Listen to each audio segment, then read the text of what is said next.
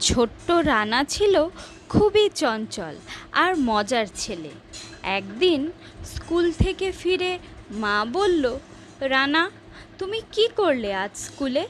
রানা বলল, মা, আজ আমি ক্লাসে চেয়ারে না বসে নিচে বসে পড়েছিলাম।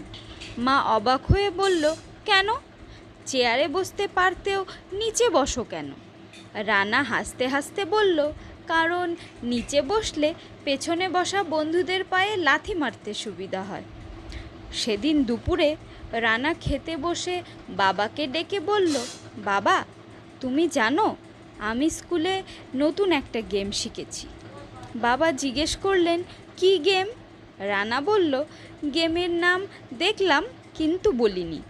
যেমন শিক্ষক বলছেন, আমি দেখলাম কিন্তু কিচ্ছু বলিনি, আর আমার বন্ধুদের পায়ে লাথি মারছি। সবাই হেসে উঠল, আর রানা বলল, আমি একদিন বড় হয়ে গেম ডিজাইনার হব।